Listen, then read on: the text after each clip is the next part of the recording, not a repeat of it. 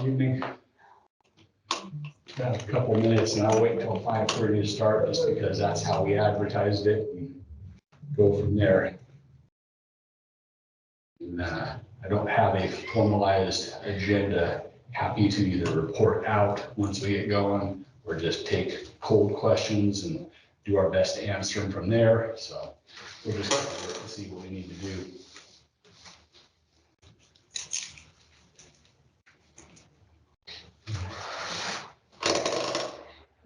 It was noisy before I walked in. You guys don't have to stop talking. Those were the last one to go now. I know.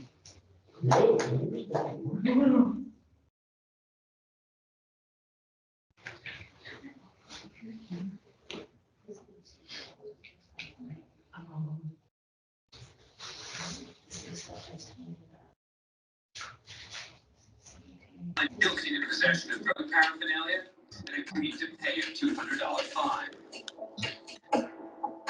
Just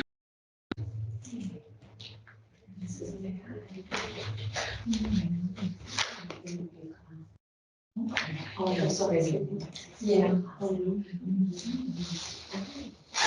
Okay, 5:30. Welcome.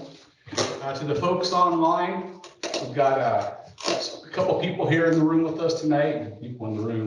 We've got some people listening in to all the conversation. I'm pretty sure that this is going to be recorded because we're trying to archive all of the conversations around the furloughing and around the budget and put them on our website tab that we're using so that people want to go back and review what's happening. They can do that. Am I right? Yep. Okay.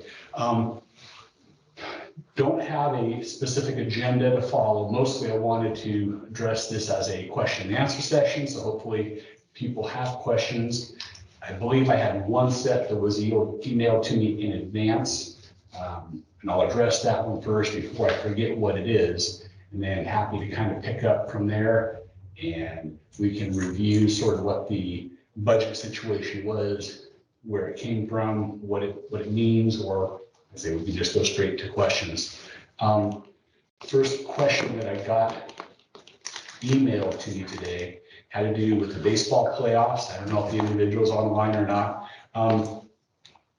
The baseball playoffs for OSA that are scheduled May 20th and May 22nd, we don't have the ability to change the dates. So even though the district is going to be in a furlough at that point, if we need to pay attention to OSAA and another school's expectation of us for baseball, then we'll do that. Right now, we have a boys team that is seeded number 7 in state, first in the league. Looks like they're on a pathway to be involved in the state championships and the playoff brackets. So as we get closer, we'll formalize what the plan will be for that. The games occur outside. We don't need to open up the building. Furloughed staff are not required to work, and we'll figure out how we man the event so that it happens at the high level that the OSA expects, that the other team will expect, and that the team deserves. Because our coaches are stipend positions, they were not affected by the furlough, and they have the ability to work because they're paid for that time that the contests are going on. So that was the first part of the question. The second part of the person's question that emailed in advance asked about the number of instructional hours that are missed as part of the furloughing.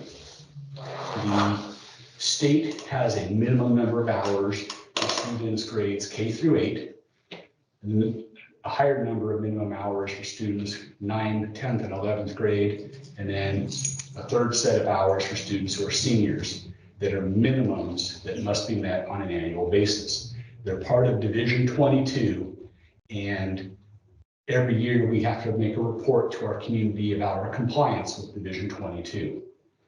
Because of the furlough, the students who are freshmen, sophomores, and juniors, 3 grade levels, are not going to meet their instructional hours this year, and they're going to fall short by 13.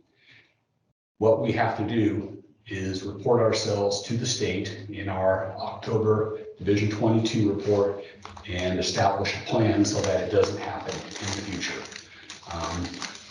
Spent about 2 days working with ODE to figure this out, and it just comes down to reporting ourselves in the October meeting. When financial reasons are part of a missed instructional time, the State Board of Education doesn't have any interest in having us apply for a waiver or come before them. I don't know if it happens so much that they're used to it or why they don't expect it, but they don't. So initially we thought we had to go to the Department of Education, State Board of Education and turn ourselves in for this, and that's not the case. So the number of instructional hours, this will be 13. There's not a plan for making those up outside of we're just going to have to be sure that the material the students need for state testing things gets put in someplace else. So it's a short timeline. State tests are coming up in the first part of May, and between now and the end of the school year, it'll occupy quite a bit of our instructional days. So those were the 2 questions I've gotten in advance of the meeting. I'm happy to stay here as long as it takes to answer any other questions. People online, I do have the ability to see the chat feature. And so typing in chat will be a place I'll try to monitor throughout and address questions that pop up. And I'll try to repeat the questions in the room if anybody was listening and you can't quite hear the audience. So if you're asking a question, you might also kind of project for the people who are listening online. Any preference how to begin? Or any questions people are prepared with? I have a question just off of that. So if our students are missing 13 hours now, is that going to make a difference for them if they're going to other schools, online schools in different states, if we're already behind in our freshman year?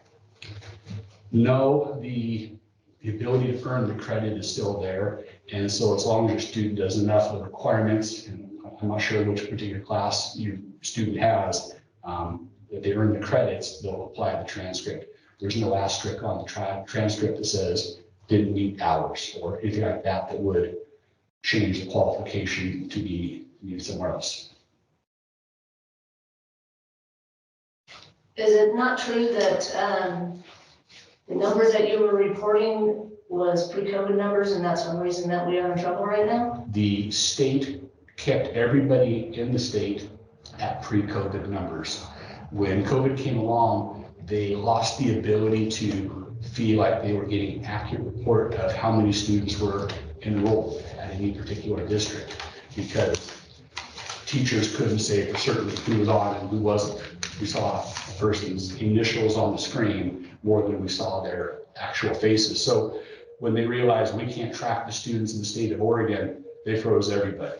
So the formula that is used to pay schools has a value for the number of students. It has a value for the average years of experience that your teaching staff has. Somehow the total number of students in Oregon is factored in, and they come out with the amount of money that that we get. The last year's attendance, the daily attendance for last year, was the first year that it was being reapplied, paid attention to, monitored by the state. The state is usually about 6 to 8 months behind in looking at the attendance, running it through the formula, and paying schools on what they have. So when they decided that they're going to turn on the attendance, the adjustment for last year occurred in March. But you knew that was, you expected that, you knew that was coming. Why didn't you adjust for it? The business managers and I didn't see this big of an adjustment, and we were very surprised. When we got our March 28th adjustment, the plan that we were looking at to roll down some costs was not, what wasn't going to be sufficient. The adjustment was much more extreme than anybody predicted. When you're looking at the other schools around the state of Oregon, and they're all in the same boat, all the business managers are surprised by this. There's been a really poor communication coming out of the state, informing us about what revenues we're going to get. And there's a bit of a lack of concern when they're making formula mistakes for the amount of the formula mistakes. For example, a small superintendent group that I'm a part of, were talking last week, the Triangle Lake, his name is Aaron, superintendent was reporting that they had a $600,000 adjustment that was unexpected. Walla had an $800,000 adjustment, unexpected. And conversations with the people at ODE kind of, yeah, it's a formula mistake, not a big deal. And maybe that's because they're looking at the Portland numbers where we have billion-dollar payments. They don't think a $600,000 issue is that big of a concern, when clearly in a small school and a small community, it's a huge concern. So the amount of surprise around the state is pretty telling about the lack of communication and the lack of communication of what was really going on, what the adjustment was going to be. The other thing that nobody anticipated was the state holding post-COVID, 10,000 students in Oregon have not come back to the brick and mortar schools. And a decision was made to withhold money for when those students come back. So the formula got adjusted by that magnitude or that power or whatever it is as well. And along with years experience being applied, the drops in enrollments, the overall drop for the state, the surprise that we see all around is pretty much evident. Districts like Port Orford in our area and Bandon have seen increased enrollments after COVID. Those two schools are not dealing with this. Everybody else in our local ESD is. And I don't think it's a fault of every single district's business managers, when there's 200 of them, all not being able to predict what comes out of Oregon's accounting people and the communication that they're putting out. It was pretty poorly presented to us, and that's why you're seeing it all in the news. Did you adjust for it at all? When we got the report, we had to adjust more than we were planning to. But prior, did you adjust anything prior to that? Yeah, we had a spend down plan. We were looking at our attrition. We were looking at this year being some roll up of a few positions, not to the magnitude that we have. And I don't know, I keep describing it as the flight path. We've been looking at a downward trajectory, but a cautious one, because we had enough revenues that we can be able to support the positions we had, take care of the people we were employing through the year, deal with attrition, and not have to have this enormous adjustment that nobody was expecting at the level we were expecting. Did that adjustment include your raise you got this year? All the raises that happened in the district, 100% of staff getting raises. And I asked about yours personally. It did, because we accounted for all the positions that we had, all the raises that were going to happen, all the steps that were going to happen, and all the COLAs that were going to happen. So they all you're counted- okay with cutting staff and you getting a raise, even though since you've been here, the student enrollment has gone down? The school board offered me a raise along with every other staff person at a market value. Am I okay with it? Yes, I am. I have to be. I have to be okay with all the raises that we gave, all the COLAs and all the steps, because the people who are here doing the work need to be compensated for that. If what you're saying and what you're trying to imply is that we don't need somebody at the top, then, That's not what I'm implying. well, then the implication that am I okay with my raise? I have to be okay with that because I'm okay with everybody else's. But they're being laid off. Exactly. No, not everybody's being laid off. Well, the majority of the staff that work directly with kids are getting a 2-week furlough. Are they doing that in I'm other getting furlough. districts? Well, you're getting paid a lot more than the teachers and the instructional assistants. How much So should the administrators get paid? I don't know. I'm a former administrator and I know I didn't get paid even close to what you're being paid. Yeah, and I don't know what the market values were when you worked. But- Market value, what I'm My getting paid question for is, in the meeting. the teaching staff that works directly with the kids, they're getting the hit. What are they doing in other districts? Other districts are also dealing with closing schools. If you look over at Bethel, they're shutting down an entire school. The Bend is reporting 60 staff this year, 80 next. Salem Kaiser's in their second round, 400 positions, but only 250 are real because they had enough posted positions that 150. And is that for this year, Well, Vivian? this year, in their second round, this year, they have one more round to come. You're hearing all about Portland Public because they're the major source of news attention right now. Well, and we are not So- comparable to those Yeah, schools. Jervis is our size exactly. They're having to maybe close the entire district, and Woodburn will have to absorb them just because of the financial situation they're in. Around us, Little Beach, Bandon went up, Port Orford went up. North Bend they had enough posted positions, they just took them all down. So instead of filling and putting those staff around, we had all of our positions filled, so we have to deal with the bodies that we have with us. Coos Bay has been just cutting all year. Other districts we have.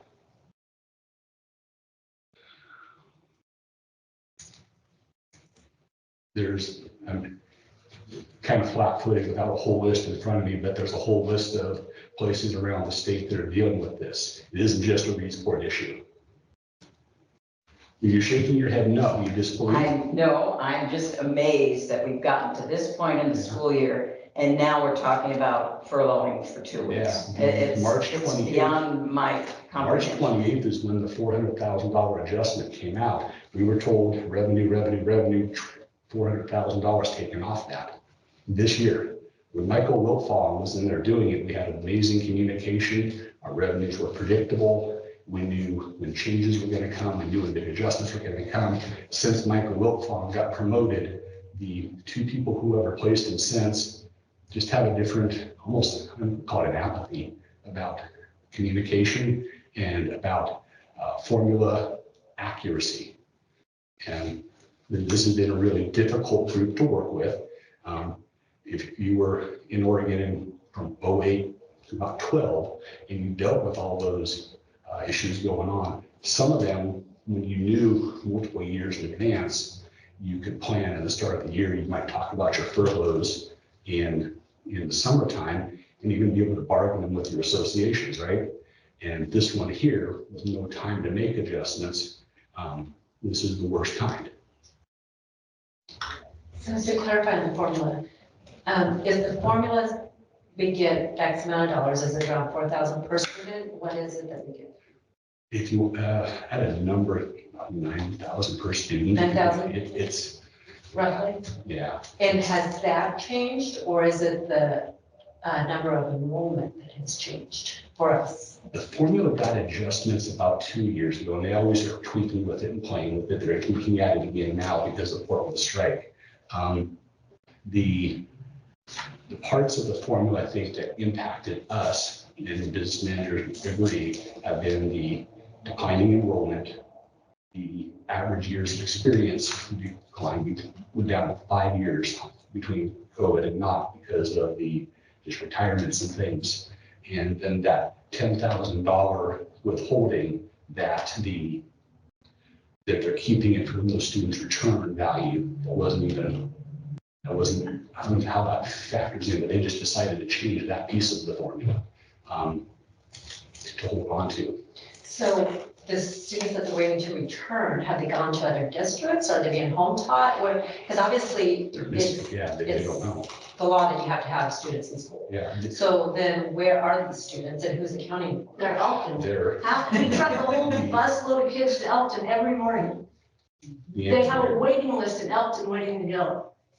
Enrollment has dropped by 100 since you've gotten here. I was gonna say, this isn't a new issue. I have the- Enrollment I has have it been on the going Department down. of I'm trying Ed. to answer your question. The 10,000 students in Oregon, if they're in online programs, and I think when they're in online programs maybe in other states, that they're not reporting to ODE the same way, but there's some that just haven't returned. And we know that we've got over 100 students who live in Reedsport, but not going to school in Reedsport. And yes, we have some who charter out North Bend and Coos Bay, a little bit to Stanislaus. We get a few of those kids in. But when Oregon is saying we have this number of students prior to COVID, and we don't have them now, and I know they're tracking my SSID number, they should have a fairly good accounting for a list. They don't know where they're at. They just report them as not here. And they're waiting for them. So are all those kids in legitimate online programs getting an education? I'm skeptical.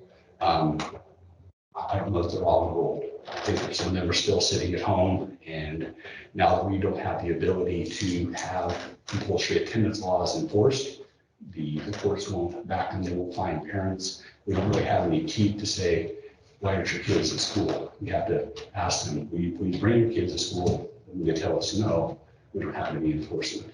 So compulsory attendance right now is only as good as the parents' willingness to follow it. And not everybody is. And how much has our attendance dropped from the previous year to now? Previous year, we were looking at 600 on our ADM report, about 590 now. But when I first got here, we were sitting about 625. So 625 to 590, we were at 577 last week, being 12 kids, and we're up to 589. So we see fluctuations. 30% of our population in and out in a given year. And we have mobility all up and down the coast, and we lose a couple, and we gain a couple. Yeah, overall, it isn't as high. Okay, so we're at 6, what was it? Which one? What's our enrollment now, 6? Our report for the coming year is going to be at 590. 590 for the Yeah, coming year, our current year? You can report higher, and they'll pay you higher. But then they adjust you a year and a half later, and it's more important to try to be as accurate as you can. There's a question popping up, to be as accurate as you can so we don't get adjustments. And sometimes people will say, well, report your numbers lower, and so the adjustments will pop you up. But if you report low, you're not getting paid for the students you have that year, and then they're falling short. So it really behooves us to try and be as accurate as possible based on the enrollments that we're getting. There's a question online I'll read. Since the district has been made aware that enrollment in Reedsport schools has been declining over the last few years, which we know leads to less funding from the state, why has this not budgeted for earlier? It is budgeted for every year. We have to put in an accurate ADM report. And that's kind of what I was just explaining, so that we get paid for the students that we're going to have. So every year when we see 610 or 605, that's the number that we use to prep our budget for the coming year. And then 6-8 months after that fiscal year is over, then we get adjusted by the state, either positive or negative. Follow-up question. For example, why were so many administrative positions added the last few years when budgets were getting tighter? When we looked at the budget last year going into this year, we were very confident that we had the ability to put a 4th administrative position in. We added a special ed, special programs director this year. Part of that was directive from the board that they didn't want that position being tied in to my job during the year. So they wanted a separate person doing that. We felt at the time with the money that we had, the revenues we were being told we were going to be receiving, what our trend was, that money was accounted for. On March 28th, when the adjustment came through, it was not enough. Is there a plan to encourage enrollment and incentives to retain staff to increase longevity? Dropping programs in the curriculum does not seem to be a positive reason for families to move to the area and send their kids to our school district. Yeah, that's the big problem. when there's going to be any kind of layoffs, then layoffs are staff are programs, and programs are what kids want to do. Because we'll have to have the core materials provided for, the things that get looked at and cut first become the electives. Electives are what are more interesting to students and are probably why they come to school more than just basic math and basic English. The plan to encourage enrollment and incentives. Rhonda, I'm not sure if you're asking about incentives for staff or incentives for students. That's been the trick. We used to be able to use the compulsory attendance laws and require families to bring their kids to school. Now we have to ask very nicely, will you please bring your students to school? And if they're not interested for whatever reason, then they don't. And unfortunately, that is the attitude that we see that is different than I'm used to, but it's something that happens. So incentivizing those families, I'm not sure what else to do as an incentive. We almost had to have the negative consequence to be the influencer. Incentives for staff. The biggest incentive is that we still have a group of students here, and we still have the community that supports those students wanting to see things happen. And there's incentives to being in a small school district that are absent in bigger ones. Our 4-day work week and our close understanding of our kids, teachers knowing their names, knowing their families. And I think the feel of just being a family is one of the reasons that people want to be in small schools, maybe as opposed to being in the larger schools. And people make those kinds of choices, and small schools can't pay as much as bigger school districts, but just the perk of knowing your kids well, knowing your families well, and those are attractive. Those are what people will stay for. They prefer that sense of community. So dropping programs is not going to be something taken lightly, because those will be some of the reasons kids come to school, generally electives. Anything that does get cut is going to be something that impacts at least a handful of students. If a program is cut, it was there serving kids for a reason, and the kids who lose it will feel that, and that's what's sad. The effort to invest this year's money in this year's kids and to give this year's kids something to connect to has been a focus. The rule of thumb has been, if we get 3 to 4 kids who have an activity and an adult willing to do it, to support it, we will put something together for them, to be at least a club, an elective, whatever we need to do. But we have enough variety of students and variety of needs that finding a way to serve them at their level, to have them want to be in the school, is very important. Losing that is not good at all.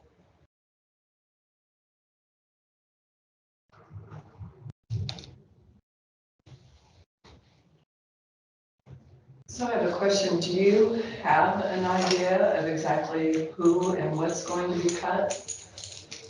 You said about 15% of staff, is that correct? Right now, I am in the middle of looking at the collective bargaining agreement, because there's rules about seniority, layoffs, recalls that I have to pay attention to. And there's actually a couple state laws that are new in the last couple of years that play into this that weren't around originally. The number 15% was, I call it by farmer math. If we have a $10 million budget roughly, and we're looking at $1.5 million in cuts, that sounds like 15%.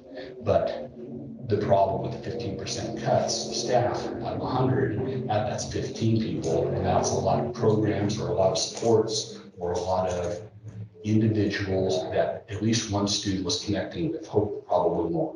So every time we cut one, we're impacting those kids. I have a list. I am required to run my list through the unions first and be sure that my list pays attention to seniority, layoff, recall processes, and that I'm not missing a piece or inaccurately applying somebody to that. So having a list, yes. My budget committee meets May 8th. That budget committee needs to see their budget proposal May 1st in the printed document, so that's next Wednesday. People who are going to be looking at that budget proposal can kind of figure out this program had this much money this year, now it has less.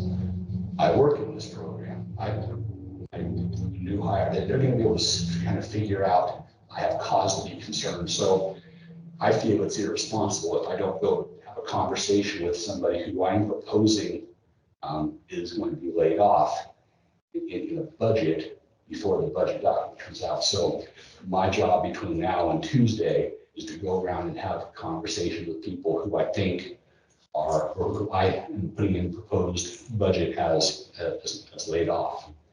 The problem with me doing it too soon is the budget committee has the ability to change the large areas of money around. And so when I put a proposal together, if they say, no, John, you need to take this money over here, it needs to be over here, less here, more here, that's going to change who I've had conversations with about layoff or not, and who I may not have had conversations with about layoff or not.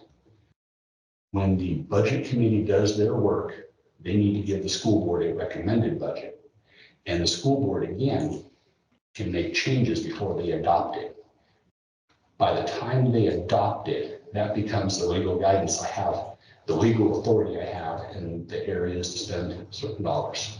So me right now, with an idea of what I think is going to be a proposal for layoffs, can have to change it through the budget committee process, potentially have to change it again at the school board level before they adopt it. And then the worst case scenario is a tree falls down, bisects one of my buildings, and I have to change my budget again because I'm dealing with emergency costs that nobody in any of those processes had any idea was going to happen.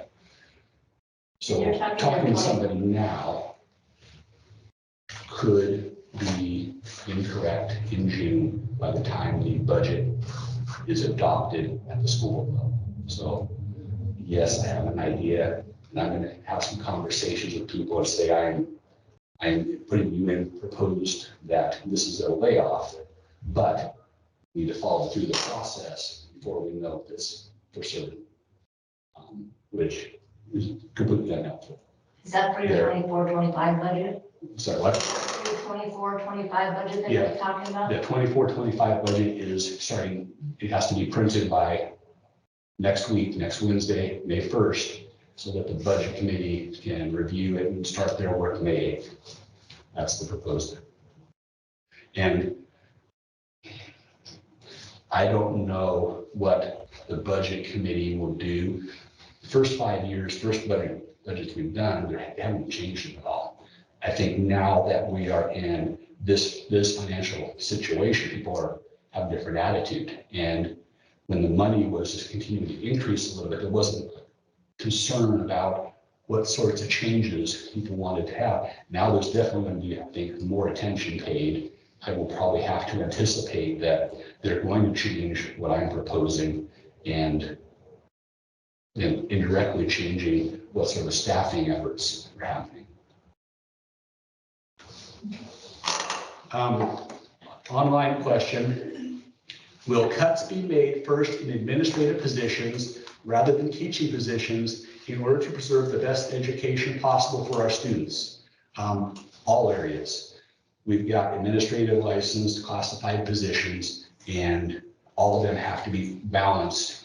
If we, this is an example, this is not accurate. This is an example. If I took everything out of athletics and said, no athletics for green sport at all, cut it all out, I could probably get pretty close to what I need at the absolute sacrifice of every student invested, all the people involved, and it would not impact all the associations in an equitable manner. We have to pay a little attention to a little bit from everywhere. So administrative positions, licensed positions, classified positions, confidential/director positions, all those have to be impacted so that the product that is left can do the most amount of work for the students that we have and try to cover as much of the programming as we have. Can we address that one? That's kind of surprising. I just did the In first the one. middle. Okay, and I find the comment regarding this school district knowing and caring for our kids and families is false. Our grandson has sadly tried to take his own life and not one paid staff reached out to his family. So once again, we're all just hearing noise. I disagree with the comment that our staff don't care and that we don't have a caring staff and we don't have a caring school. I think we absolutely do. And the situation being described there is a tragic situation being described. And staff value, staff care, I don't think is measured. That's a tragedy and that shouldn't be something taken lightly. And I also don't think it says that our staff don't care, that our staff aren't doing the best they can for kids. I absolutely believe our staff care and absolutely do their absolute best every day. I don't think they come here and just coast. And I'm extremely sad anytime any student's doing anything negative to themselves or others. I don't think that's a reflection. My question was administrative cuts first before teaching positions. The cuts are all happening together. The furlough that's happening right now is the immediate addressing of the finances for this year. To make it through this year, after the adjustment that we have to have enough money in the bank to be able to open school, to make that first round of payroll, 120 staff people. And so the cuts being made in the furlough affect having enough and unbalanced contingency to cover opening schools. The cuts and the layoffs that will be coming is to address, since the state is now telling us we are operating at a different revenue level, and where we thought we had a rate of decline here, they say, nope, you're much lower than that. Operate down here. We have to change our operational level to address lower revenue overall. So the layoffs will bring us down to a level that will operate in the revenues projected without more cuts, without more furloughs, and try to provide as much education and as much programming for students as we can. So the administrative cuts first, they're all happening at the same time. They're all being put into the budget and they're being scheduled in this proposal. Will the budget committee make changes to that? I expect so. Do I know which cuts they're going to make? I'm not certain. And I won't know until the school board adopts a budget what my spending authority is. Question with the cuts, does the community or the parents have any input on those cuts? As far as which staff or aid or programs, will they get input? The ability to make adjustments is at the larger funding levels. At the specific levels, no. Going to athletics, the one coach needs to be saved, don't cut to this coach, and the other coach is falling out of community favor, this is the coach to cut.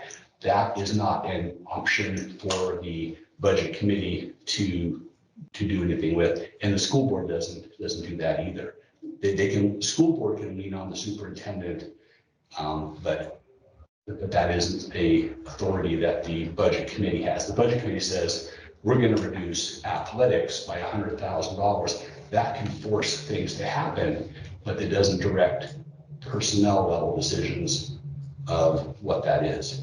Does that answer what you're? Sort of, yeah. Well, and ask a clarifying question, then I'll go to the screen. Well, I was just curious because, and I'm just bringing this up because we had our children go through the school system. And a couple of them were in special ed. We have an autistic adult who went through. And I never really realized, I mean, there was never a special ed administrator when our children were going through. And I'm just curious about that. What is her position? What does she do that the special ed teachers aren't able to do? I mean, that would be, to me, a cut, but that's what I'm seeing here. But of course, you may see something totally different in it. But I'm just saying, when my kids went through, there wasn't all this extra, and it saved the money for aides to come in and help these teachers, these special ed teachers. And I don't know how many special ed students you have, but I know when my kids were in school and our one son, it was great that he had, that there was enough support. And I'm wondering with the cuts that's going to affect these kids and other kids that might need extra help. I don't know. Lots of elements, and I'll try to grab them there. The state assumes that all school districts have 11% of their population is special ed. Our population in Reedsport is 20.5, 20.4, almost double.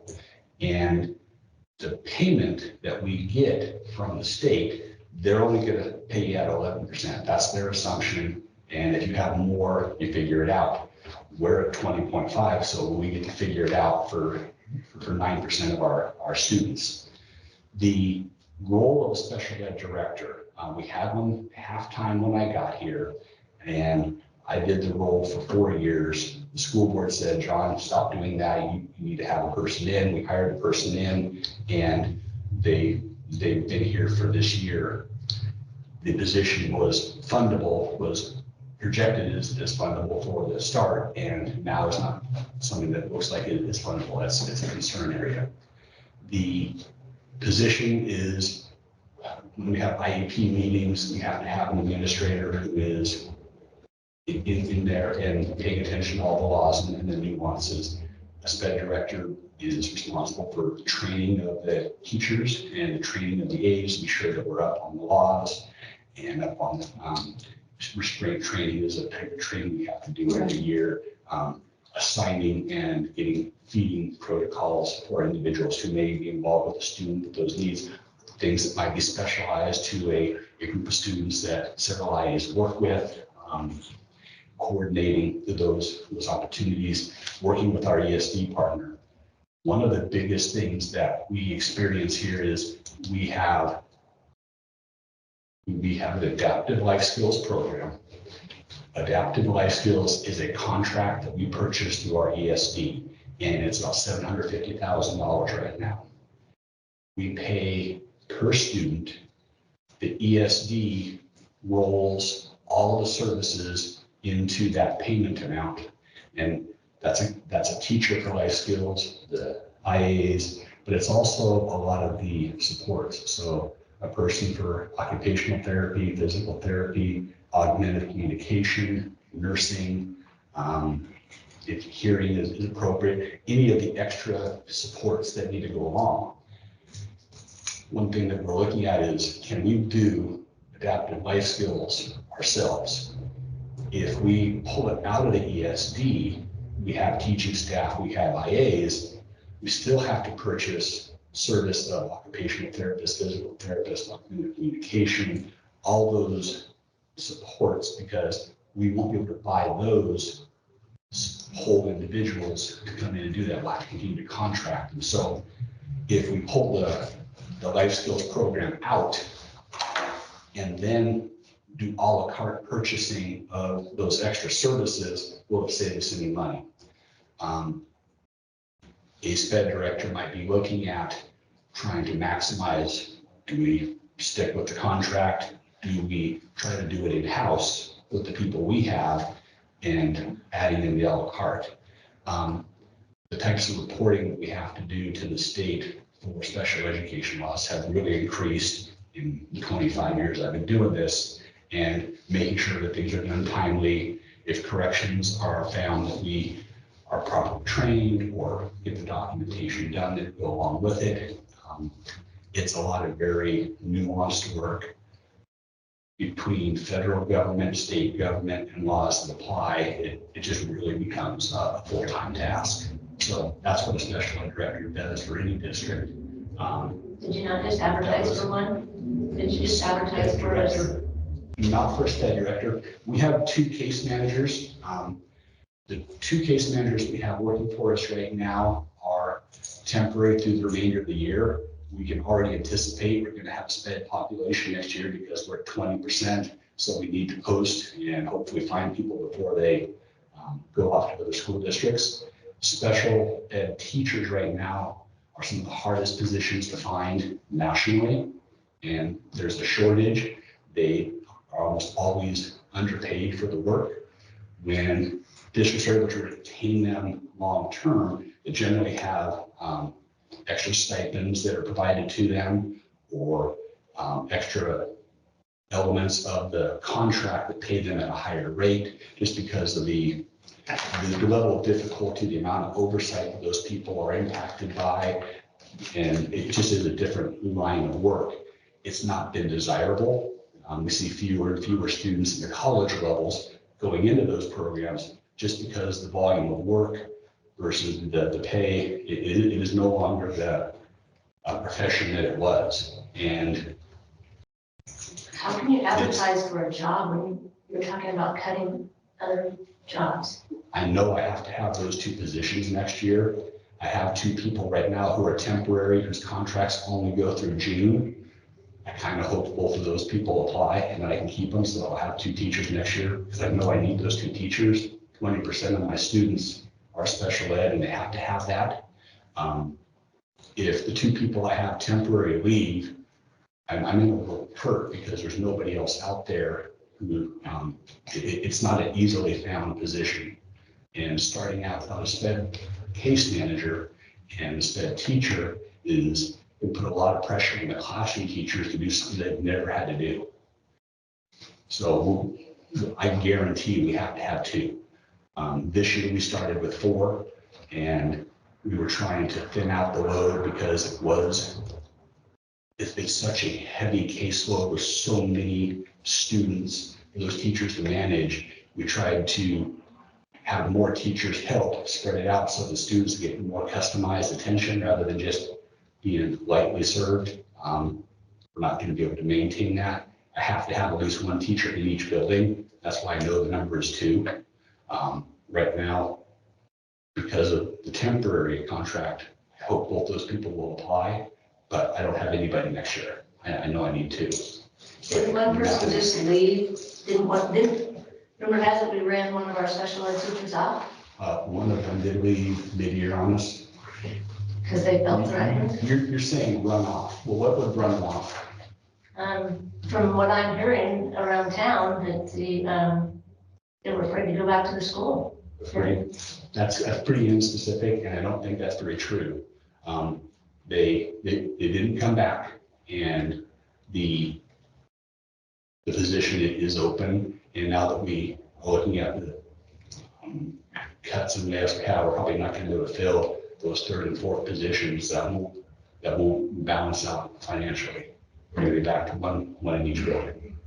I'm guessing some of the loss of staff is from lack of support. And I think 100%.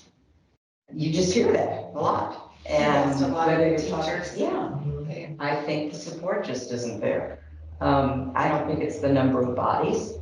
I think we have, over the years, made do with fewer staff members, maybe more instructional assistants, fewer administrators, And everybody did their share and more.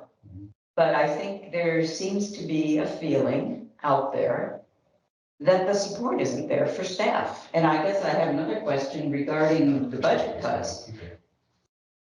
Where does staff get involved in this? Have you had, and maybe you have, I don't know, staff meetings discussing possibilities as far as getting input from them on things that can be managed differently or rearranged somehow with staff? Have there been any meetings getting input from them? Our first two meetings have focused more on the furlough because that's the pressing matter. The layoff, when we present the lists to the two respective associations, part of the purpose there is, John, you've got this list of people and there's these bodies here. Have we thought of this? In the most recent teacher meeting, part of the meeting was trying to solicit what else would you think of? And they were throwing out some ideas. Do you rent or lease or sell this office and consolidate into the schools? Do we need to start charging rent to some of the programs who we support rather than trying to be good neighbors to our 3 and 4 year old students who are going to come into our programs? And so some good ideas did come. The purpose of the meeting, they'll probably focus more on the furlough. And as we talk about layoffs a little more, I think more of those ideas will generate. So the answer is yes, but not as robust yet. Yeah. I think it will continue. It's happening pretty quickly, and I guess I would hope that some of those suggestions would come before the budget committee meets, which is like next week, as you said. So I don't know how that happens, but what is the contingency fund level right now? Lord, I wish are either of my business managers online, Josh or Rachel? Because they're moving quick. We know we're gonna need about $310,000 payroll to open school. Yeah, so that is if we're at 310, 350, we have a broken air handler in a gymnasium right now.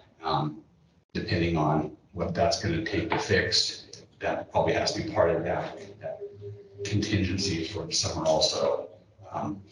We know 310 is roughly about the number that was. What percentage monetarily is spent on administration versus student or staff that has direct contact with students? What's the percentage on average? Okay, 20% of our students are sped out of 590 to 600, depending on the day. What percentage is administration? Overall administration, all administration. What is it? We have 4 administrators, 1 sped director, that's her job primarily, so 25% just at that level. Is that? So what's all 5? What's the percentage for all 5 administrators? Superintendent, For 2 all of it. principals, and the sped director. We have So 4 out of the administrators. budget of, what is our budget, 6.5? We're closer to, well, we'd be dropping down about 9.8, but we have a $10 million general fund right now. Okay. So then out of that budget, what's the percentage spent on administration? Cost of the administrators.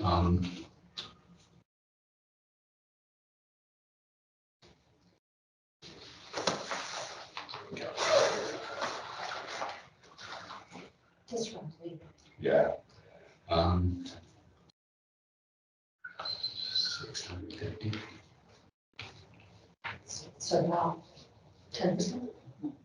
Well, yeah, a million would be 10%, 6%.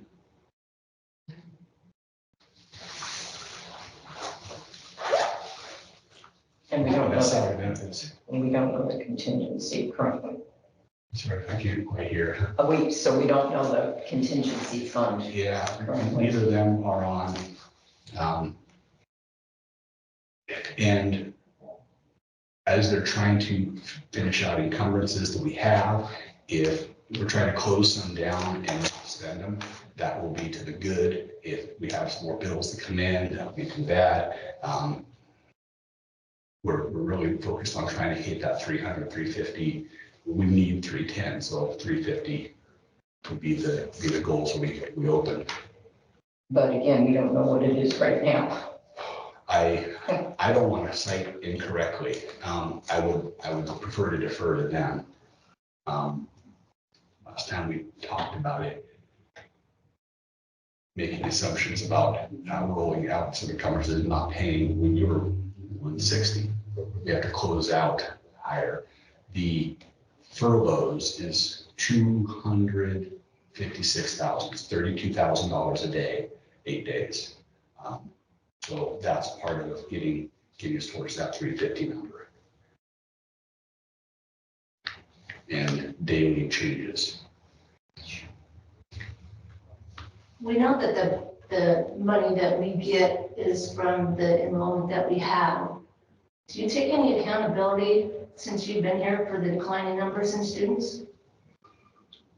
Because obviously that makes our money lower, correct? Because we don't have the student enrollment that we did before you got here. And we didn't have COVID, and So you got here in 2019, in 2017, 2018 enrollment was 100 more students than it is today. 650, 590. I'm getting 60 off of that. I looked online at the Department of Ed last night. That's what it says in the Department of Ed. I'm assuming that they know. ADM, ADMR, ADMW. ADM is the actual people you can sit and count. ADMW is the weighted. A SPED student typically is 1.25 because up to the 11% cap. Okay, but do you take any responsibility for any of that? It's just a simple yes or no? Everything is my responsibility. Everything good that happens, everything bad that happens. Correct. So because of the declining numbers, now we don't get as much money as we used to, right? Because we do have a declining numbers. And is there a particular answer? I mean, yes, everything is my responsibility. Is there a particular thing that you're wanting to hear? Well, I just want to know how you can justify 100 students. I mean, I've lived here all my life. I went to school here. My kids went to school here. My grandkids, my parents. I have never seen this school district, this school system the way it is today. People are trucking their kids out of town. Yeah, I have friends going to Florence, to Coos Bay, to North Bend, Elkton Bus, as I said earlier. how are you promoting your hometown? How am I promoting it? Well, you lived here your whole life, Right. and you're on me about numbers going down, and it is my responsibility that you can ask that question. But as a prominent community member who's lived here your entire life, how are you promoting this town to your family and to your friends, saying, well, we need to stay here. We need to be proud of who we are and what we have. Reedsport had 1,000 people, I think it was the 70s. This was the largest and the richest school district in the state of Oregon before they did the equalization of Measure 5. And the mills here were in the full swing, that absolute heyday. Reedsport was iconic, and the mills left and a lot of the jobs left. We've had a change in the demographic of the town, and I'm only here in the last 6 years. I'm new. I don't count because I'm new. The enrollment from 1,000 to 590, I don't think is anybody's blame along the way. There have been circumstances and forces in play since the 70s, and a trickle down is occurring. If people are going to say, I want to be mad, and I'm mad since the 70s or before, or I'm mad, they can say what they want to say. They're responsible for what they say. They're responsible for what they do. And if they want to try to do good and promote the town and say that this is my town, this is what I care about, what am I doing here to make sure that the town thrives and flourishes, they can do that too. It's a personal choice. And that's exactly what I'm doing. That's why I'm here tonight, because I support this community and I support the teachers 100%. And I have And never you're helping seen with a the lot of enrollment by support. getting your friends and family to come in, right? Well, so on that note though, we are well known for not having a good school. I Same thing. I graduated here 98. Little different probably. Mills were closing down then. My son graduated in 2019. I currently have one in high school. From 2019 to him graduating, my older son to my youngest, big changes. I have so many friends that I know and my kids' friends, they're leaving because of the school. I can't say, oh, well, it's a great school, stay here, because they obviously feel different. Now, the community, love the community. They'll live here, take their kids elsewhere. Yes. Yeah, I'm not going to say anything about the staff doing the work that they're doing with the students and the outcomes that are coming out of our school. We are still comprehensive and targeted school improvement. We were when I arrived, and COVID hit, we shut down. They stopped monitoring us on that one as well. And picking up our scores are not in the top numbers, so we continue to be targeted and comprehensive school improvement. So when we are doing our programming and the in-service, and we're going through quarterly with our teachers, doing evaluations, getting feedback, try to make incremental changes. The incremental changes will not happen as a 20% gain in the first year you look at it. You're going to see things happening slowly. You're going to see instruction changing. You're going to see small improvements happening at the student level and adding up into the school level.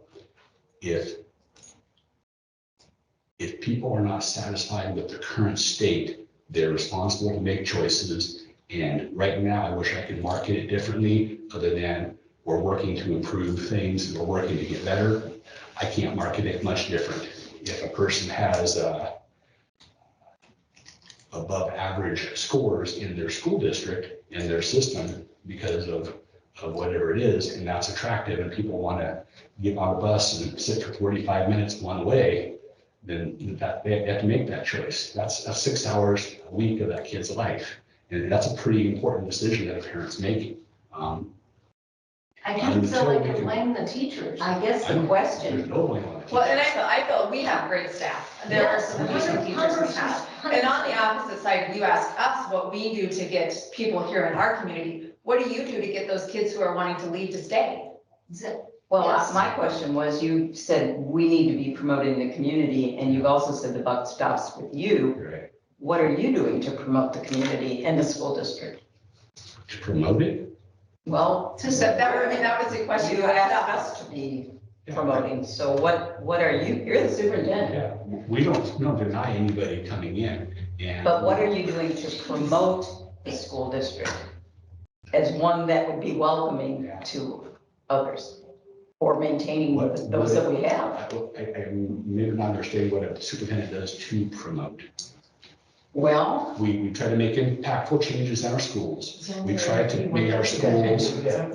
I have my hearing aids, and I'm learning how to use them, and they're super, like, everything that is a noise, scratches, it just amplifies me. So. It's just you want us to answer your question, but you don't want to answer ours. I'm trying to understand what the expectation would be of how a superintendent promotes. Is promotion meaning marketing?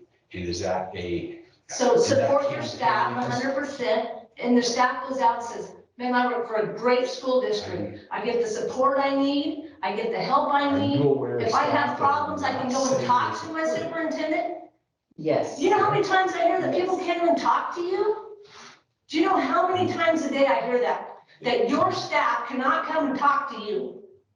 Can't talk to me, and I don't get requests for people to talk to me. That's because they can't. They can't get through whoever your secretary is. It has to take a name, and then you don't have time.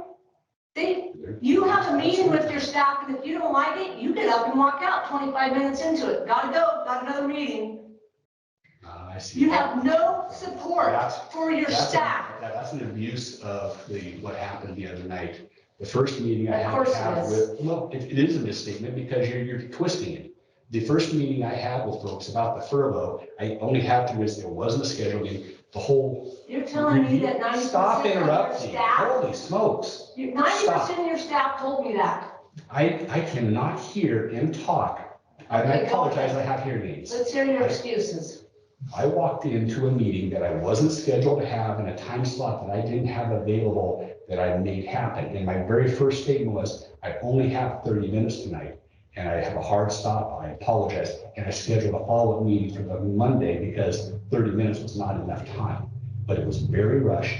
The news was very sudden, it was very unexpected. And to make folks wait when the school board had got a report the previous night, it was a lose-lose no matter what. It was too short an amount of time, and I apologized from the beginning because it wasn't going to be sufficient. And I found an immediate opportunity the next workday to make it up. So saying I walked out, I had to leave, and I told people what I was doing in advance, and it was rushed. And the feeling of a furlough and anger, sadness, grief, all the things that someone is feeling when bad news is in front of them, compounded by an inability to not get enough questions asked, I 100% agree. People would not feel happy. They're grieving at that point.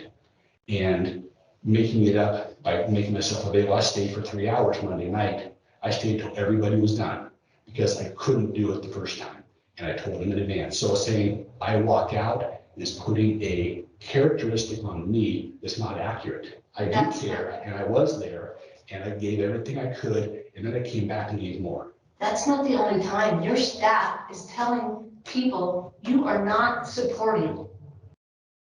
I'm not hearing those same things, so I apologize. I apologize that I don't hear the same information you do. And Like I said, I've lived here all my life. I practically know every teacher at that school. okay, And I hear okay, you're not supporting. okay. It seems that part of your job should be to create an environment in this district where people want to be here. They want to be in the schools. The kids want to be here. The parents want to be here, grandparents, neighbors, whatever. And that's not happening.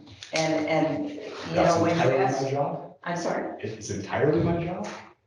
Well, you lead That's- this district, that's- so that's if a you big ask. can funnel that to your other administrators, your teachers, yes, that is your job.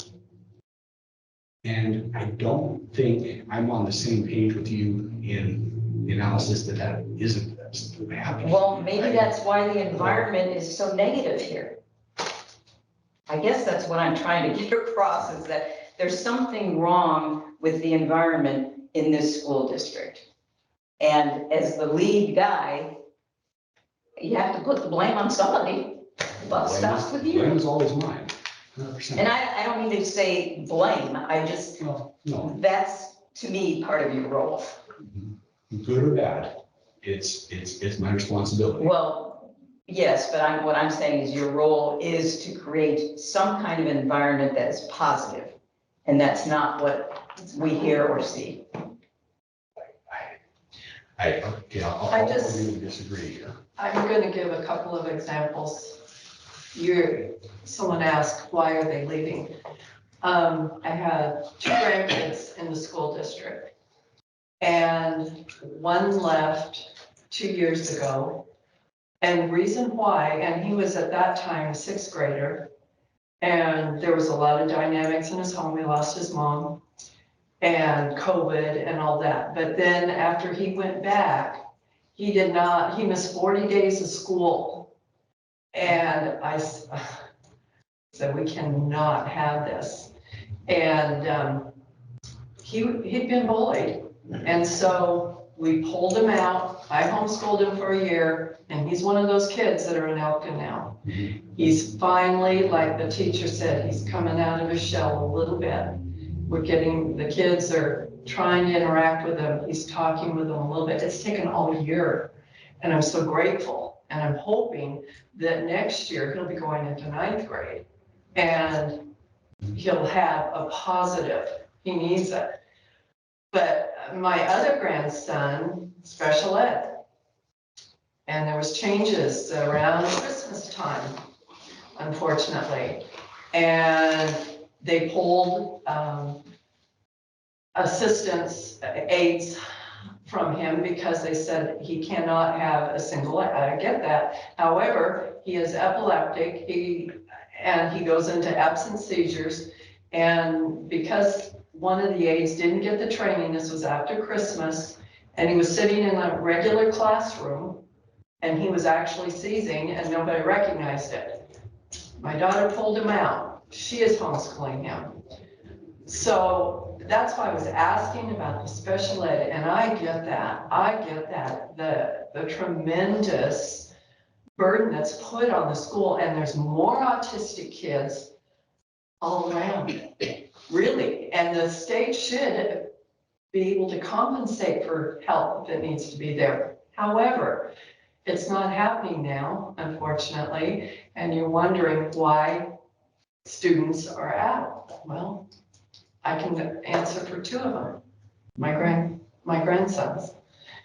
And it breaks my heart because, you know, our kids grew up in the school district, and I know that it's a different dynamic of kids now, social media and the whole bit. And that brings a lot of different things to the table with that. However, there's got to be a pulling together and saying, what can we do as a staff, as administration, and even as a community to look at this? There's got to be some answers here. And I don't know where that goes, but I think we're going to keep having this problem until things are, you know, and it doesn't make it easy when it's a budget cut. You know, I wouldn't want to be in your seat. This is one of the first times that I've asked for people to come in for information sessions, and I appreciate everybody coming and sharing this with me. This is the first time now that we're in I guess, budget times that I'm getting a response with people coming in and making observations, and whether I agree or not, I need to receive input, and I'm not going to be able to just believe that we don't have a good staff trying to support kids if I don't have specifics, and if I don't have people coming in and saying something like what you're sharing right now with your student and seizures and things not being seen, and then how do we put supports in place. We can't solve specific problems if we don't have specific things to solve. So I appreciate that people are here and sharing stuff with me now. I'm sad that this is something going on at a financial level with such a big impact, because these are students' education, but these are also people's jobs and their livelihoods and their income and their families that they're trying to support. This is all bad all around right now. You stated that May 1st will have the budget I have to completed or have copies of it the completed. document. And will there be copies made available to the public also, so that we can have positive input during the budget meeting? I'm not going to print an unknown amount of copies, but we did say we're going to make them available electronically, because Or if we request one, could we pick one up? to an extent, because we're down on a tight budget, but making them available as a PDF for people to be able to download off the website and use themselves. There is going to be a higher call, I believe, for this budget this time. I know our staff are much more interested than they normally are.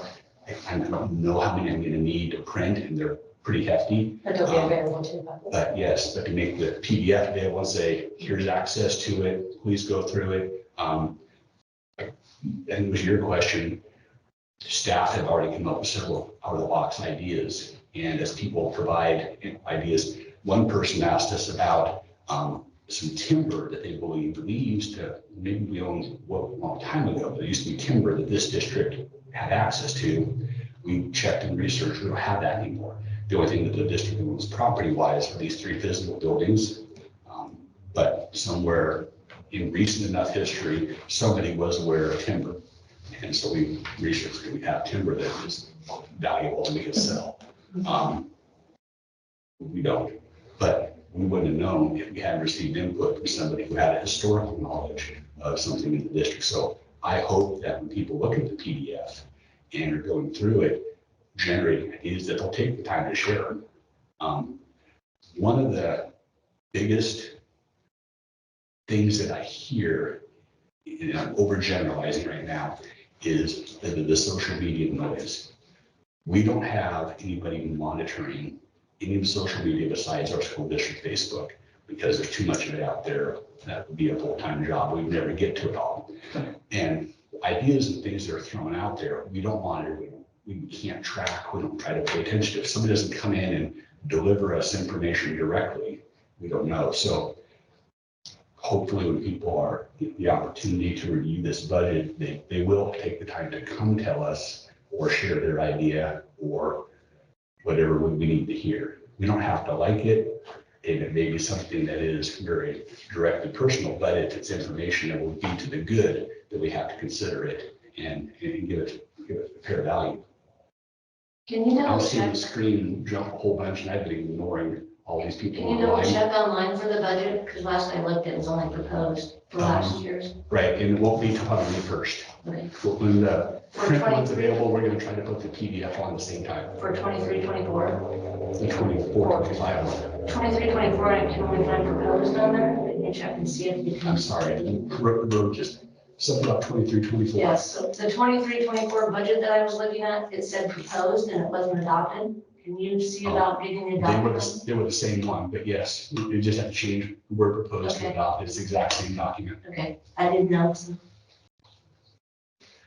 And excuses, sorry, John, you should be a politician. It's not the staff. I agree, it's not the staff.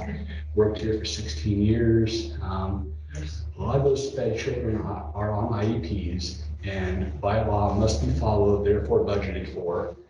You acknowledge we have a higher rate of those children, so there should be no excuse on not budgeting correctly. An IEP goes with a special ed student, and we have to have maintenance of effort. We have to continue to serve a student at least at the same level they've been previously served.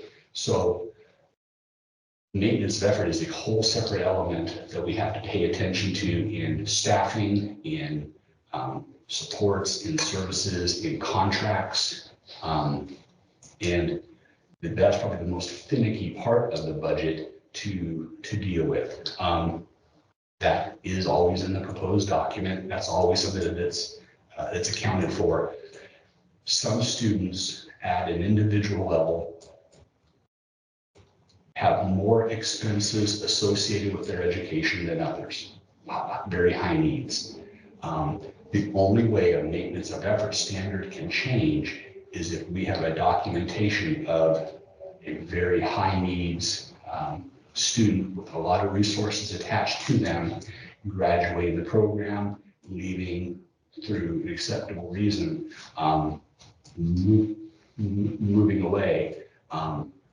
Those are really the only times you're allowed to have decreases in maintenance of effort associated with SPED, and it has to be very documentable. Otherwise, it has to at least stay neutral, if not go up.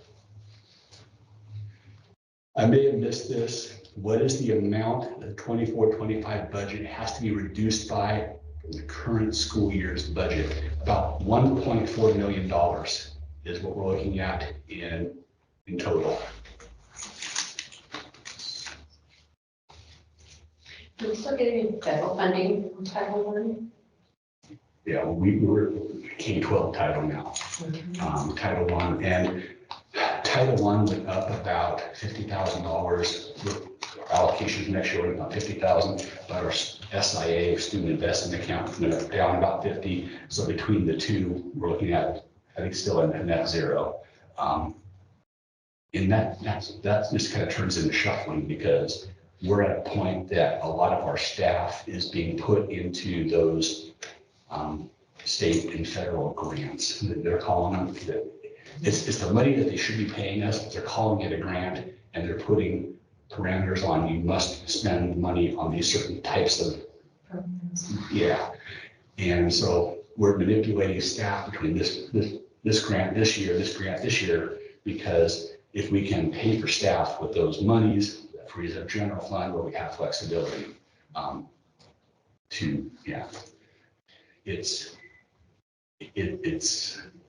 it's kind of just a back and forth between those buckets, the buckets.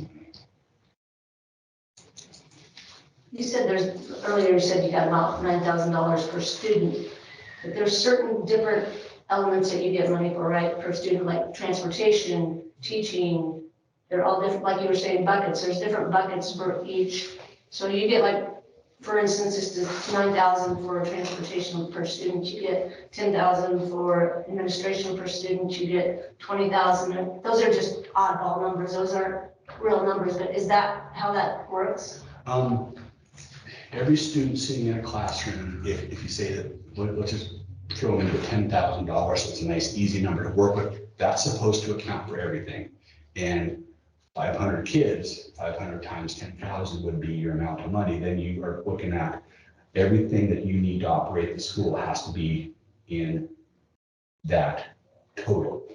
Now, the state's going to say you have a student investment account and you'll get $500,000 extra, but you have to use it in these particular ways, and then give you high school success, and they're going to give you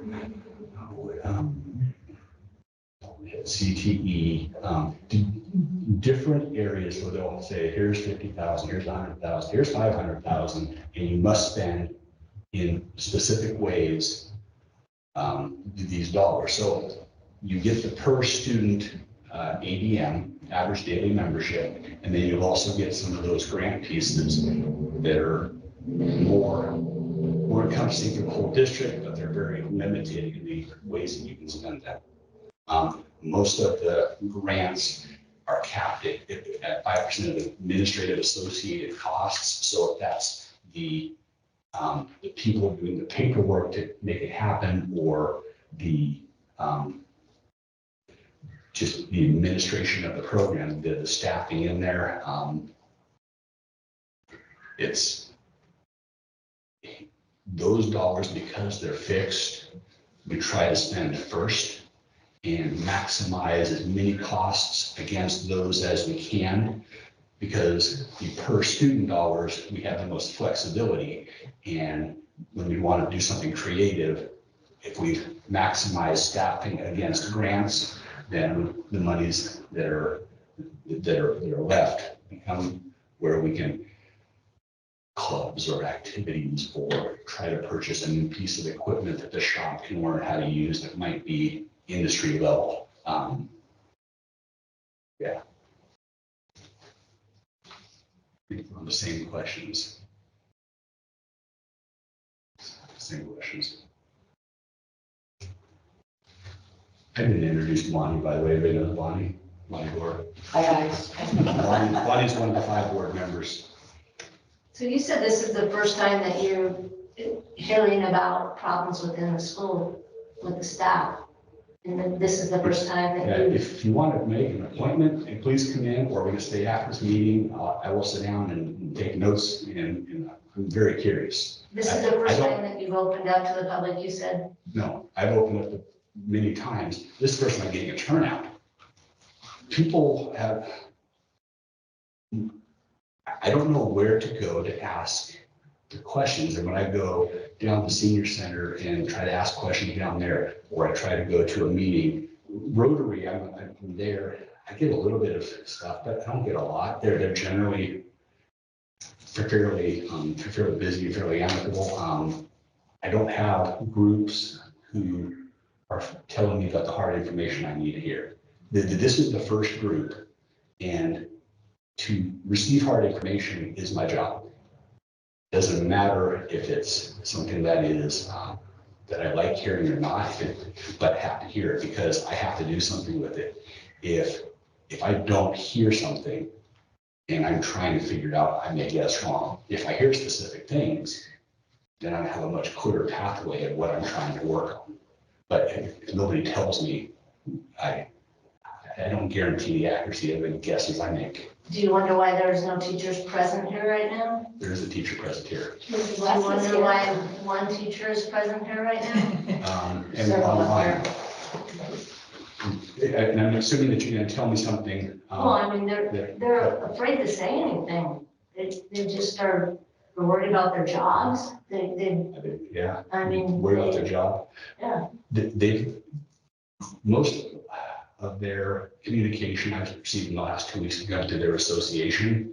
I would say that the license group especially has really asked some really good questions and given some good points of information, and they have filtered it. So they may not feel comfortable wanting to talk about something because it directly impacts their job, and I get that.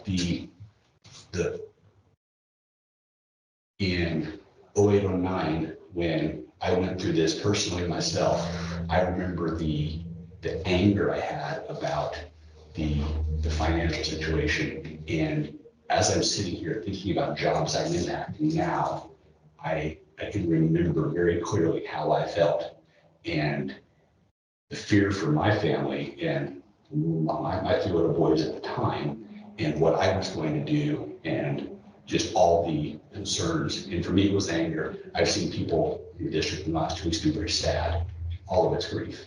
And all of it is hurt feelings that they're, and now they're having to protect themselves. So when people don't want to express something to me, prefer to filter it through their union, the union presidents are being great about receiving the information, protecting identity, confidentiality of those employees, but still getting the information out, the concern of the employee or the idea or whatever needs to be said. So if you're saying they're not here because of the concern, and I would 100% agree that everybody is having concern and hurt right now, grief. They're not here because they're not getting the support they need is one of the main things. And they don't feel like talking does any good. They just keep getting pushed aside and it never goes anywhere. And so they're tired of spinning their wheels. I'm going to need to sit down and spend some very specific time because, and you can protect your sources, please, but I'm going to need some specifics to way through because you seem to have a lot of information that is not making it to me. And I need to know.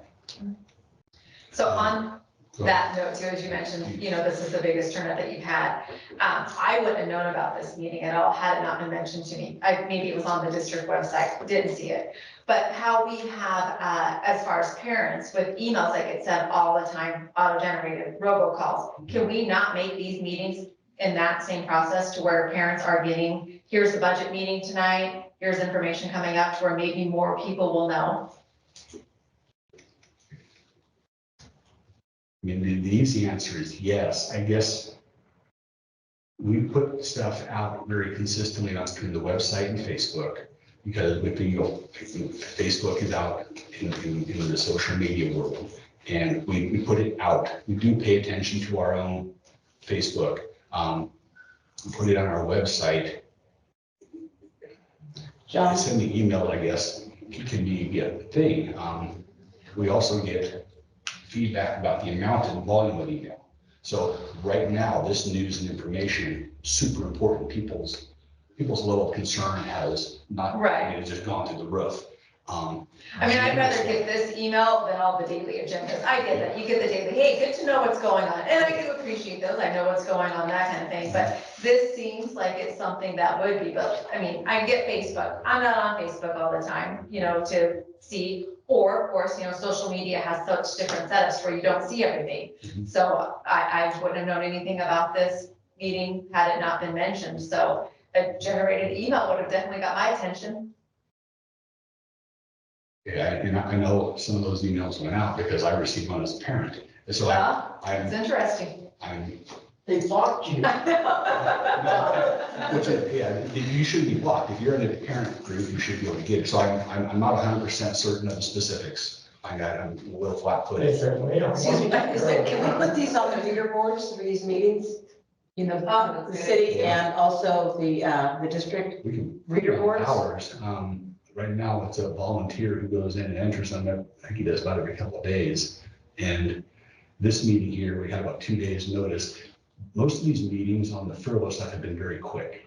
The school board got the business report the same day we were realizing this is we need a report. So the timing on this has been horrible.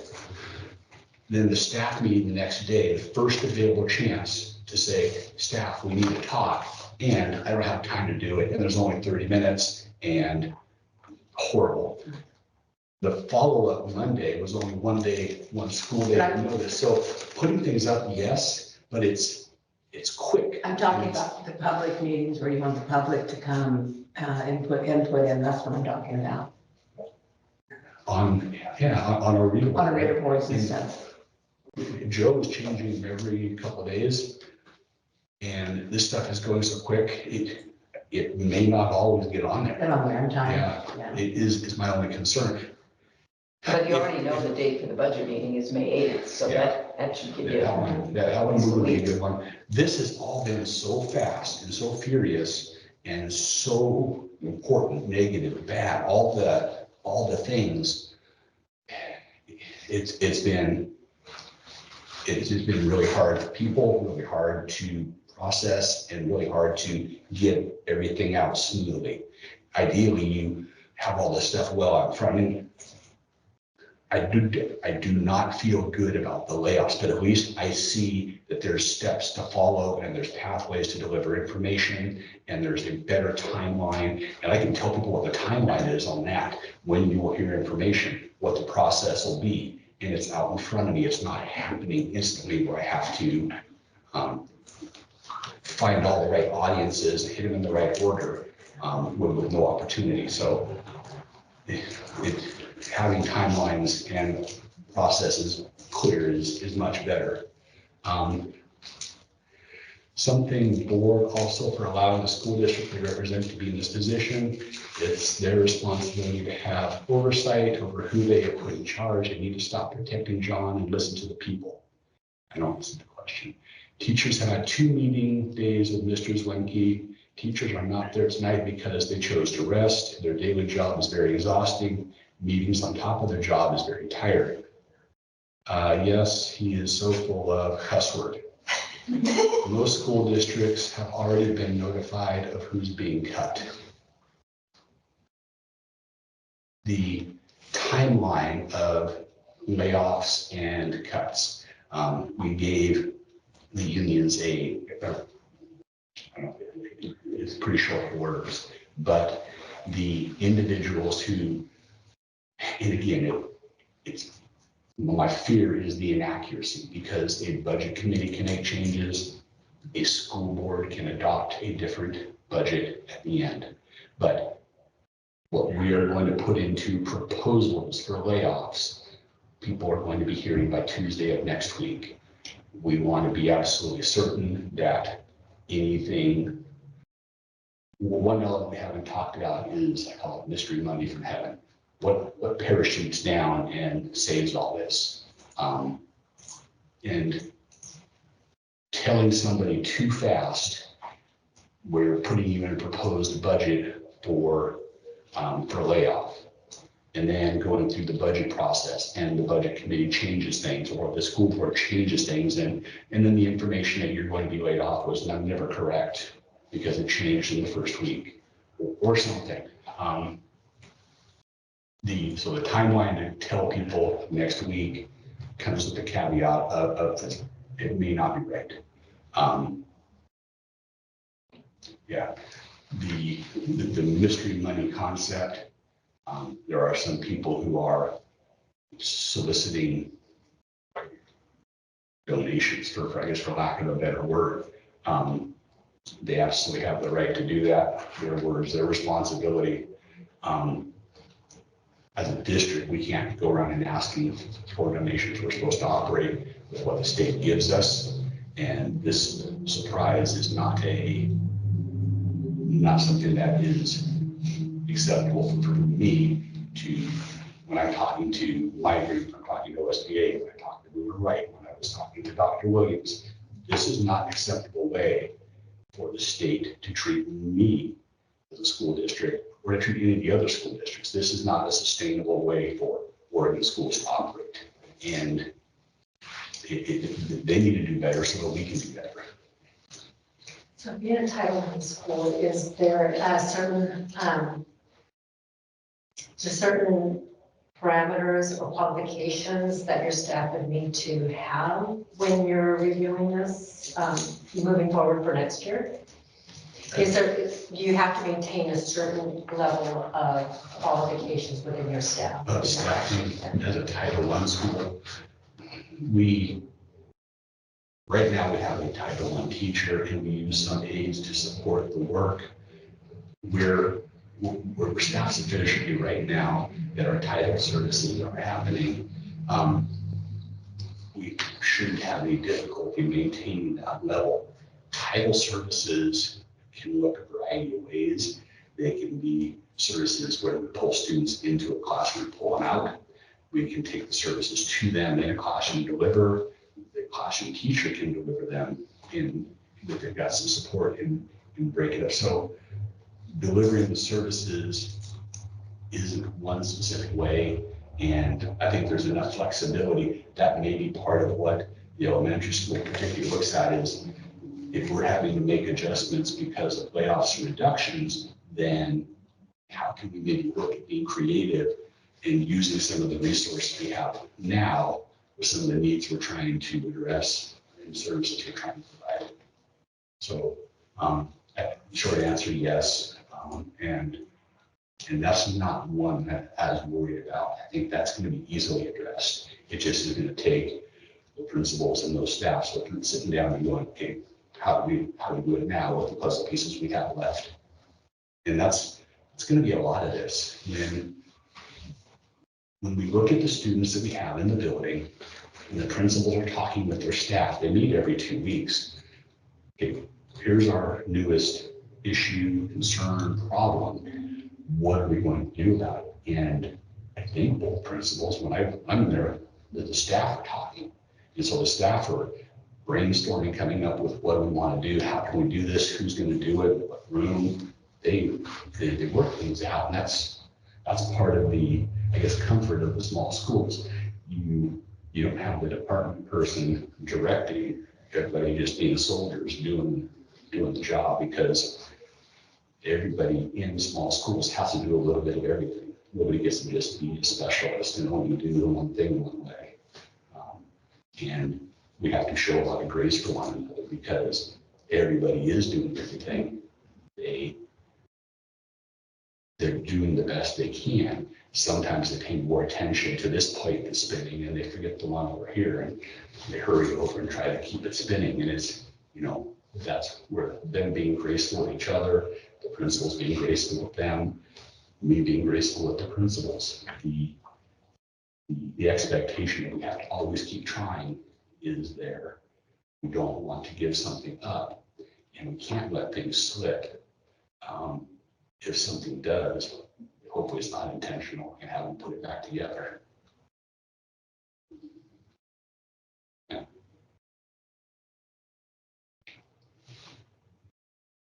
Employees living in limbo, am I going to get cut? How would that make you feel? That's the big question. And the longer employees are waiting to hear about cuts or not, and it is troubling. If we were just to walk up and cold call and say, you're being laid off, I don't know if that feels any better either. The fact that there is a financial crisis going on and the district is aware and everybody's level of concern is heightened right now. And we know that there's this week or two where things are getting figured out, that layoffs are part of that. And then that worry of am I one of them? That's huge. And I don't know if it's any better just to walk up and hit them with a pink slip out of the blue either. They're both impacting a person's job, which impacts their family, which is impacting the home, and all those things that we hold very dear and important. None of it can be taken lightly. Going to work, knowing you might not have a job. I think that's more it's just articulating that this is all bad. I don't have any silver linings in this. This is all change. This is all hard. This is all going to impact people in very real ways. you plan on doing to try to get these 100 students back to the school district? I mean, you asked us earlier what our plan was to promote. What's yours? I've been talking with some school district ESDs over in Eastern Oregon, and one of them has found a way around the judicial problem. When I was in Eastern Oregon, truancy court was every Thursday morning. We would take the people in, and general pattern was the judge would give a warning the first time. They would apply a $200 fine to the family, but if the family got the kid into school, the fine was suspended. But the family came back a second time, the fine was levied, and a new fine went from $0 to $400. It was pretty steep and pretty successful response rate. People didn't feel good having the fine held against them, but it worked, and it kept kids in school. And people who might have been on the cuff or on the fringe of, do I and don't I? Oh, there's fines out there. I might even mess with that. They would go. Probably Not, 80%. there's, not going to get into the politics of it, but essentially the courts have been told, stop divvying fines out. It's a hardship. It's a barrier to people who can't afford it. And if you're putting fines out there, you're making it difficult for people who are already having a difficult time. So all courts suddenly got cut off from the ability to levy these fines or do anything judicially outside of police come to school to support schools with their attendance. So now the new angle is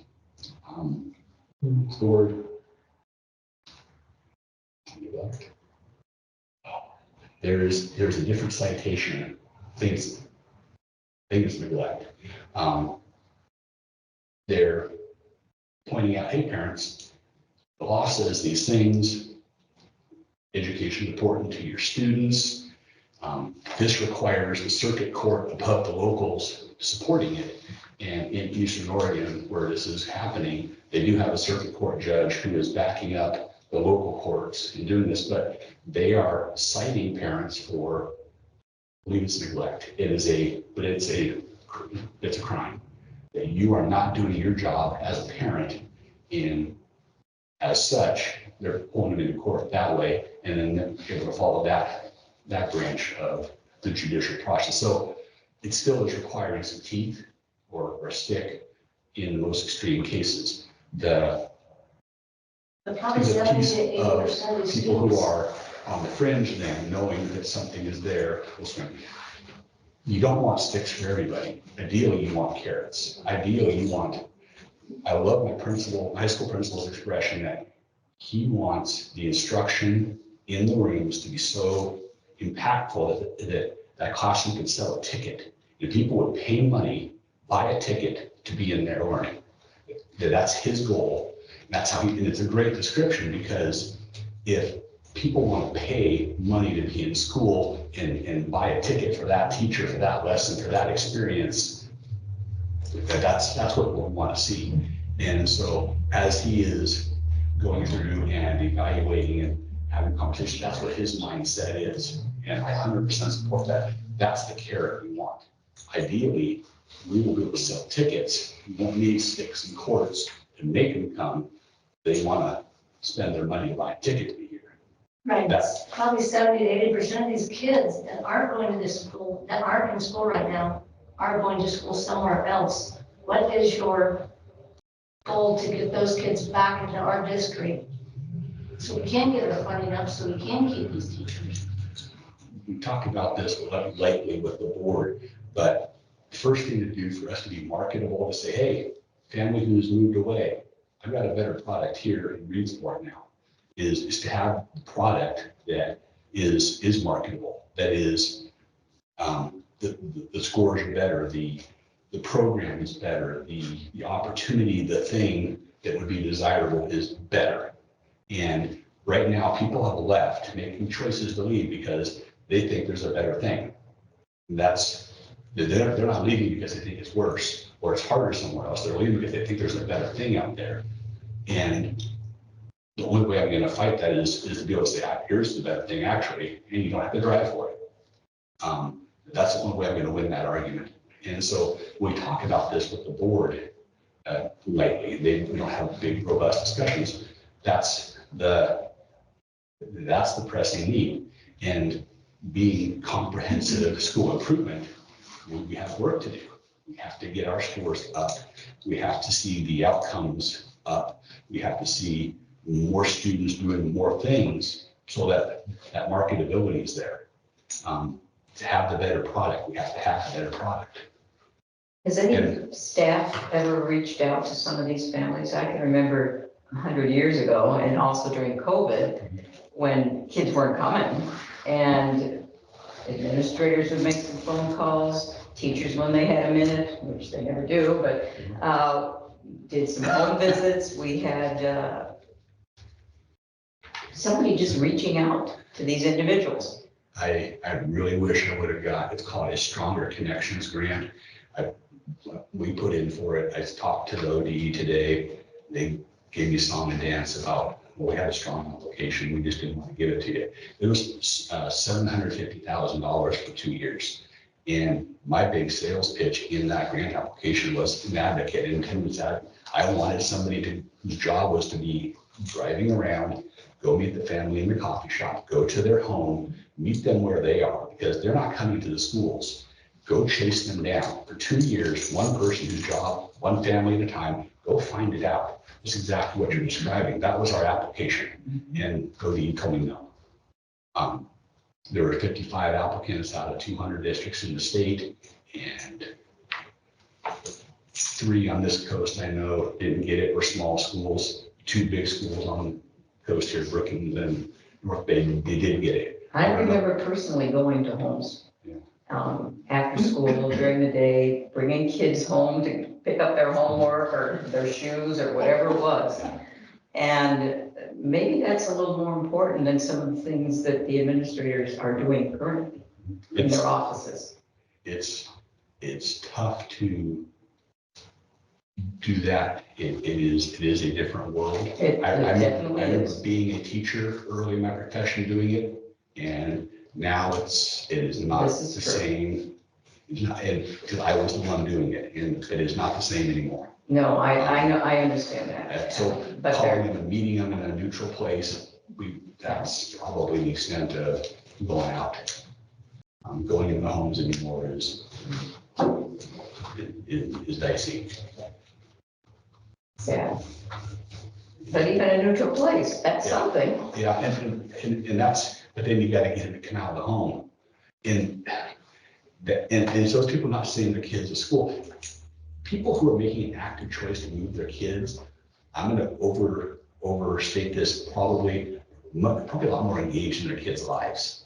They're active parents, they're doing things at a higher level than some of the families who are otherwise not coming to school and holding their kids at home, who, I'm gonna speak biasly, this is my opinion, this is not my profession, they're probably not educating their kids at all. They're probably just sitting there and it's probably just happening. That's a biased opinion. Now, getting them to come to a neutral spot to have a conversation, hey, we really like your kids to be here, they deserve an education, they're not interested. And it is, I don't understand, it's the craziest level of apathy. Is it because of circumstances in their life that they can't? Is it just because they are in that place where they're choosing it for their kids? I don't know. That's really why I want that attendance advocate type of position. Yeah, and I think the personal touch, even if you invite them to come to the school for their hot lunch, just that environment in the buildings so that people want to be there, which does not seem to be the case. And it's not the fault of the staff. It's just evidently the way it is. It's not a welcoming situation, evidently. It definitely changed. I mean, small town, right? Yeah. Growing up here. Because my mom went to school here too. She'd have teachers that I'd have those teachers, that my son had those teachers. People stayed. You knew everybody, you knew families, and you would go to school for those teachers because you loved those teachers. And I mean, honestly, I couldn't tell you who my kids' teachers were at Highland for a lot of the times. I mean, I don't know. And you had COVID to it and we never met. Yeah. Now, of course, I mean, I think both kids had great teachers. They had some really good ones that I really did like and thought they were really good, and they liked them as well, but it's definitely different. They'll name off teachers, and I'm like, oh, who that is. Do they live here? You know, it's just, you don't, I feel like there's a lot of less interactions as a parent with the school that it used to be. Cold cut is one thing, wondering is for a month later. There is I had to explain this to the two union presidents. I had to send out a letter saying that we're going through budget cuts and layoffs are coming, and the budget is adopted after a June board meeting. Everybody knew at the point of sending out that letter that we were in a financial crisis, furloughing. Cuts are a part of this process. And so it was a formal letter of nothing, but the misunderstanding that I have since learned is that people are reading that because the budget authority that the school board provides when they adopt the budget isn't until probably after the June board meeting, that is when cuts are official. And I guess very technically it is. We are going to be going around Monday, Tuesday next week and talking to people one-on-one. Your position is in this proposal as to one of these cuts. And so people who need to have the best heads up we can give them are going to get the best heads up we can give them. It isn't exact because it won't be adopted until it's adopted. And the worry I have is if the budget committee says, hey, John, you did this wrong, move this money over here. These people who I never talked to because I wasn't considering it my proposal, all of a sudden budgeting changes and I have to react on a dime. So we're going to do our best Monday, Tuesday next week to have the conversations with those people. Nothing is done until it's done and adopted. And even then, the worst case example, a tree falls and bisects a school. We have a different type of financial emergency. It's going to change it again. This is implying something kids now, public school is sad, the kids rule, there's no recourse for their behavior. I'm missing context on that. At the elementary school, we have homeschool students join us for swimming, PE, music, specials, or any of the specials they would like to join us for. Yeah, we do have students who come in from the outside. We have monthly movie night, PTO puts on. We have 3 family evenings this school year, science night, literacy night, etc. We just hosted a wonderful art show to celebrate our little artists. We really do try to bring in the community. My kid's not at Highland. The conference night was the art show. In the fall, with different financial resources, they put on, I think they called it the 3.0 night. Yeah, like celebratory dinner. Instead of conferences where it was, hey, who's in trouble, they tried to bring everybody in whose GPAs were up and celebrate. And they had food and they wanted to make it a different vibe of the celebration. They were looking at 3.0 GPAs. They did not do it this conference consciously because of the financial piece. We need to pay attention to it. That idea is not a bad idea. Jerry just felt that in the immediacy of we're making this budget cut announcement, putting money out for that dinner in the crisis wasn't the best financial move. And I can appreciate his thinking. I wish that could have happened twice a year at conferences. Would have been really nice. It would have been a good reminder that we have a lot of students doing a lot of good stuff. We have our school board meetings and we do our superintendent awards and our accolades, and every month kids are coming in and we hear about what they're doing in the schools. And I hear a lot of kindness and classroom leaders and great academics, and just we have a lot of great kids here. And why it is not bubbled through to our state testing yet, I don't know. We will fix it. It is not something anybody is ignoring. it's going to probably happen slowly, but it's not for lack of effort. We want to be marketable at a level that we can sell tickets and people will pay them to come be in our classes. And then our enrollment will be back. I really don't want kids sitting on a bus for 6 hours a week, losing that much of their life just sitting on the bus. That feels horrible to me. My neighbor across the street, both kids driving to Elkton. I love that kid. I could bring him over. But the fact he's driving 6 hours a day just floors me. I got to give his family a product though, so they're ready. So they'll change their mind. He's my living example every time I get in the car, every day. You know, may I say something, John? You know, years ago, I don't know if you guys remember or not, but we went in from a 5-day schooling to a 4-day schooling. And I was working at the time at the elementary school. And those who took the big hit were the classified employees. We lost a week's pay a month, and they never have gotten that back. You know, I have advocated to John many times about the possibility of going back to a 5-day week, because we had before school programs, we had after school programs where the classified were earning their wages. They weren't just sitting around not doing anything.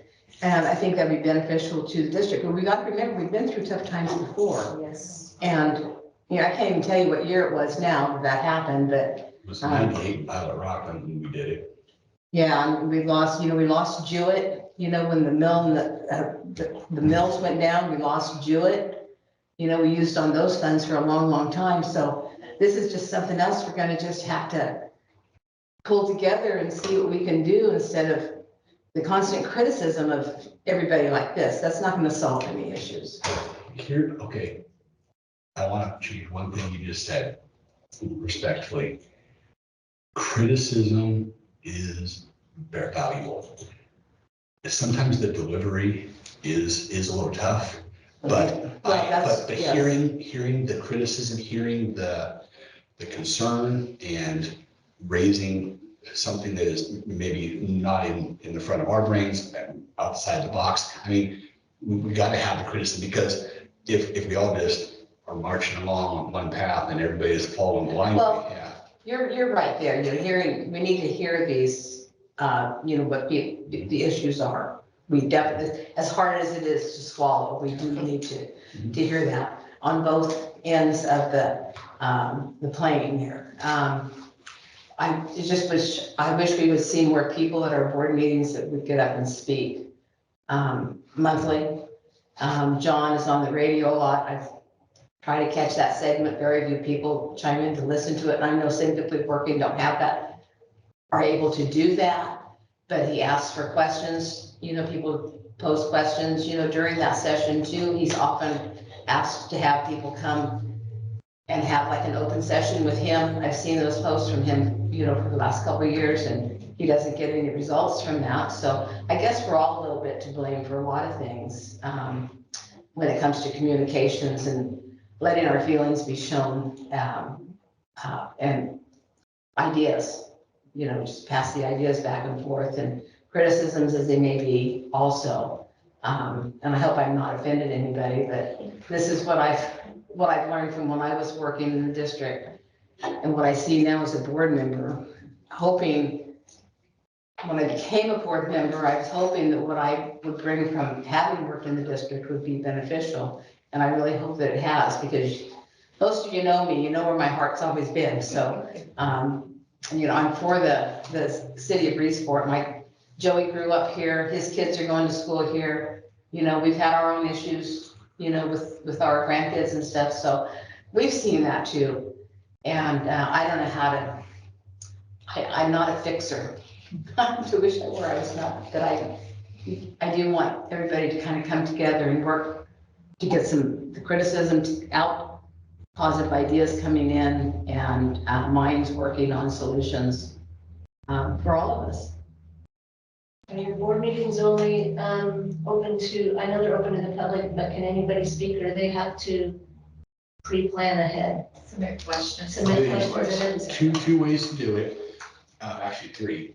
If you submit something in writing in advance, if we get it by no, I'm gonna be wrong. If you get them at 3 o'clock the day of, we will put it in the packet and it'll be looked at and sometimes are read out by the board in that session.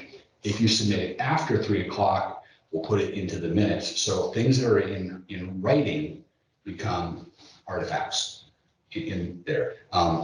If you come to the meeting, there's a sign up and there's 3 minutes per topic, and it can't be about personnel because there are a few rules that dictate.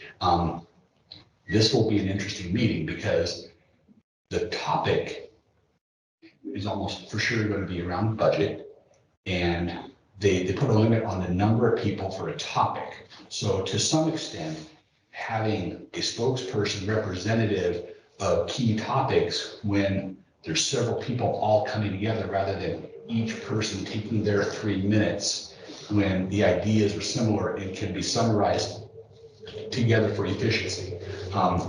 So signups, 3 minutes, the written stuff becomes an artifact. If it's received early enough, received early enough, it goes in. And then the last one, there's 2 community comments, one at the beginning of the meeting, one at the end. The one at the end of the meeting, we review the chat online and try to address any of that stuff. The board doesn't always respond to every single community comment, but they're hearing and they're listening. And it's within their prerogative to create an action item to have a conversation or make it part of their discussion or to set it up as an agenda item for the following month based on what they're hearing brought to them. So somebody random topic wants to buy a timber for the school district, shows up and it has they may put that on next month's agenda as a meeting presentation material that they were flat-footed and didn't know anything about it. But if it's relevant budget because they're pressing and it's right what they're dealing with, they will probably be talking about it anyway. And people who presented probably will hear bits of what they heard, what they presented on. So are you allowed to ask questions at the board meeting? Say if you didn't have the question, prior to coming in and you had a question of what one question was about, maybe to expound on it, or are you allowed to speak like that? Because I came to one other board meeting and I thought, gosh. No with the occasional yes. Our board chairmen, on occasion, I have watched them address members of the audience mid-meeting. So saying no, general expectation is no, but I've seen them do it. And the chairman has the prerogative to call on somebody mid-meeting. It's their meeting to run and conduct. So I've seen it happen, yes. If you are giving community comment and asking the questions of the board, you probably shouldn't expect answers. They're probably not going to answer. Once in a while that they do. They may bring it up in discussion or they may answer directly after the comment. Generally they don't. They receive it, they say thank you, and they'll work on it and they'll consider it. So asking questions, you can. You probably shouldn't expect a response. Being called on mid-meeting on occasion. Well, I remember, Bonnie, you had mentioned where are these kids at? And I wanted to share, that wasn't a question that I would have brought up, prior to the meeting. But you asked the question and I didn't feel free to say, well, I can give you my experience and let you know what happened in our family. Maybe, I don't know, So- if I'm talking out of turn, but, just raising your hand and say, and Mr. Jones, he likes to hear. Okay, what's going on. because, I didn't feel the freedom to be able to share I can tell you why my 2 aren't, or whatever, but anyway, I just didn't feel the freedom to be able to express. Whereas this meeting here, I felt like we were able to do that. Oh, good. I would also say, if in the meeting you don't feel it's the right time, their job as board members is to represent their community. And they're all at-large positions. So all 5 of them represent the entire school district, Gardner out to Lakeside and Lily Wick and everything in between. So if you don't feel comfortable or anybody doesn't feel comfortable in the meeting, then you are still their constituents. At the minimum, our website has their emails, but if you know them, several of them, people just call them up. Hey, Jonesy, we thought about this. The other day you were talking about, and here's an example of what you were saying. As constituents of their seats, anytime you want to Right. approach them, you should be able to do so and be received. Where are they tonight? This is an important meeting. You only have one board member here. Where's the rest of them? Couple short notices. I've seen all 5 of them in the last 7 days of meetings here and there. It probably has a lot to do with just individual schedules. My business managers have made more than half of meetings, but they've got other responsibilities, and this is all kind of very quick. And again, schedules, I've changed a lot of my schedules to try to make some of these things fit because it's important. And evening tends to be a better time slot. Just everyone is go as fast as we can, be as available as we can. And it hasn't been a lot of notice, so we don't always get everybody to each of the things. I don't think anybody doubts the importance of it. It's just that they're trying to balance everything else that they've got going on. Well, and I have to say, I've been out of town for like 2 weeks and I was unreachable. So when all this stuff kind of hit, you know what, I wasn't, so I've caught up a little bit. I didn't get home till Sunday night, so I just kind of caught up on some of this stuff. So I felt it important to be here, just so that I could hear what's going on too, firsthand. I met with John earlier today and he discussed some things with me about it, so I had kind of a general idea, but I'm glad that I'm here to be able to hear you guys voice your We're opinions. glad you're here. It One shows says- that The one and only. No, one says she's online, Oh, okay. and I'm not even paying attention. Oh, yeah. Yeah. and I Hi, don't- Gary. Yeah. And sometimes it's kind of tough to tell who everybody is by the way they identify themselves. Some are obvious and some are trickier. So. Is this being recorded? I'm 99% sure we generally do because we want to put them on the borough information tab that we're trying to maintain. Yeah.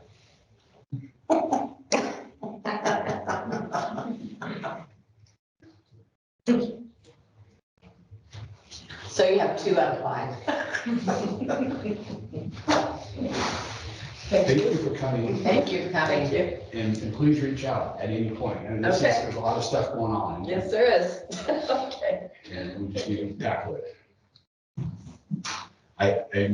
I'm here as long as we need. I'm not going to hold anybody, obviously, but I want to be sure that if people are needing my time, that I'm providing it.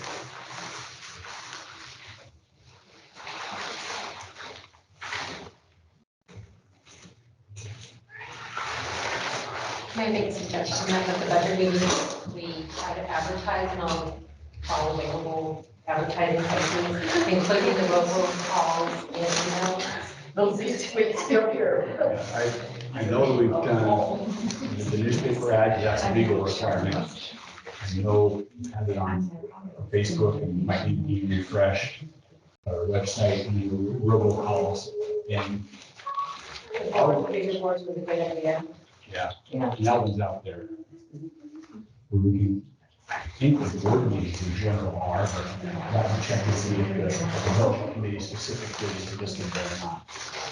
It's unfortunate we don't have a local paper anymore, to take the reports into that, our people.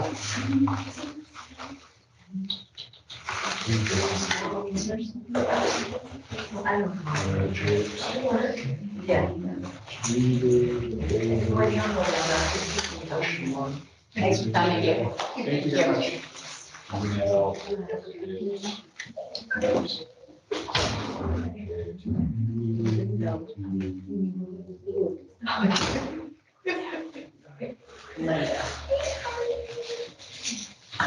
I was going through some stuff.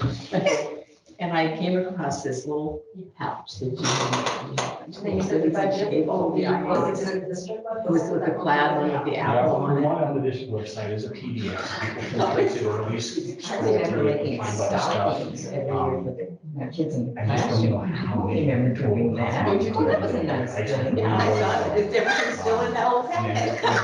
What was in it? Like pencils? I Well, it's just wanted to- little, you know, it was just, there's like a button in there. Especially because as soon as they start Just getting little into kids it, let you know. it's going to, Yeah. start Yeah, changing. I agree. So, yeah, I'm guessing. So, I would have to. no. And that's what I'll have Okay. Yeah, so it'll be on the first, budget committee meeting on the 8th. So a whole week of chances to look at it. And my budget managers are both very good about answering every question they get. And they do better when they have them in advance. If there are things that, what is this, why not this? If you got this, on Sunday, you used to write them out. Take them off. You don't review it Wednesday in front of everybody. that's a good recovery. I'll let everybody. Especially if you go to the state website. Commissioners, and dig things out.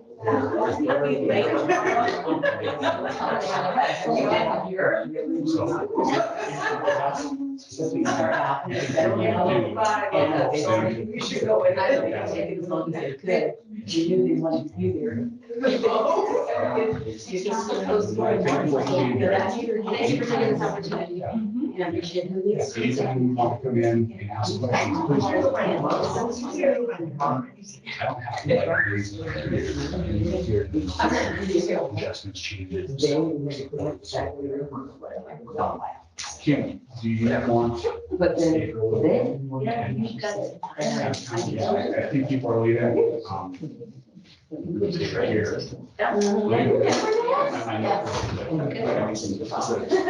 And there's just no, just from there on, just.